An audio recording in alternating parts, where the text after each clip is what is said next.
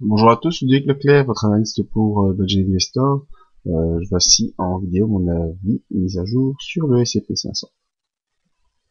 Alors le S&P 500 cette semaine, on connaît encore une fois une semaine haussière avec mercredi une grosse accélération là au-dessus de la zone de 1570, zone que je vous avais dit de surveiller déjà dans la dernière vidéo et lors des briefings. On avait une attaque ici qui s'était montrée. Eh bien, elle a été confirmée mercredi avec jeudi une nouvelle clôture en dehors des bandes de Bollinger et on termine vendredi la semaine ici sur une clôture juste pile poil sur la bande de Bollinger avec une tentative baissière, mais qui n'a pas été très efficace. Donc une semaine haussière et le S&P 500 qui vient de battre ses records, hein, donc on est sur des records ici, et on arrive proche du grand range que je vous avais déjà montré, le grand range hebdomadaire, enfin pardon pas hebdomadaire, mais le grand range qui dure depuis le début du mois d'avril, hein, que vous connaissez, eh bien, on arrive vraiment sur les sommets de ce range. Donc, possible, il y a plus de chances quand vous voyez l'évolution ici. Le pourcentage de hausse reste faible dans le haut du range. Le pourcentage de baisse, lui, par contre, est plus grand. Et on arrive sur une zone encore qui va être une zone de résistance, la zone des 1610, qui pourrait donc poser des problèmes dans l'évolution du S&P 500. Alors, en turquoise ici, je vous ai mis, enfin en bleu très clair, je vous ai mis un autre range qui semble pour l'instant tenir, et vous voyez qu'on est également sur les hauts de ce range, donc à mon sens on devrait plutôt la semaine prochaine venir un peu refaire un petit pullback comme c'est l'habitude dans les analyses techniques que je vous montre. On a souvent un petit pullback dans la zone qui vient d'être franchie, ici en l'occurrence les 1570, donc je m'attends la semaine prochaine plutôt à un retour sur les 1570.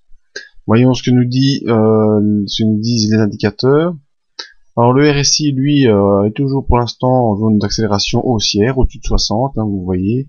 Petite divergence baissière entre le RSI et le cours qui ne marque pas un point haut plus haut sur le RSI. Par contre, le cours, lui, montre bien un point plus haut. Donc on a une divergence baissière sur le RSI qui peut nous donner un peu de prudence.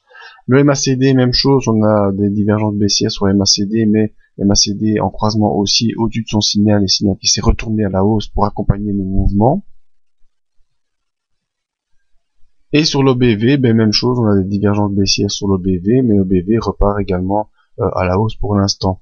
Donc comme je vous le disais, tous les indicateurs sont positifs, même si on a des divergences baissières sur tous les indicateurs par rapport à l'impulsion actuelle. En effet, ben, tout le monde se rend bien compte qu'on est sur des points très très hauts, des points de record, comme je vous le disais.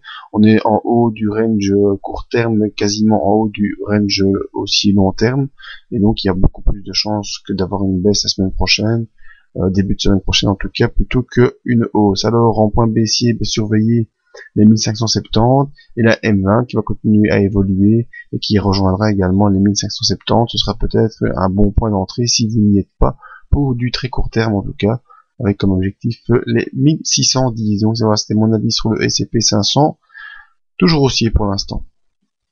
Voilà, rejoignez-nous sur le site pour dans la zone d'analyse vidéo pour voir nos autres analyses, et si vous voulez ne pas en rater une, je vous invite à vous inscrire sur notre mailing list complètement gratuite et vous recevrez toutes les news et les mises à jour du site. Voilà, merci à tous et à une prochaine vidéo.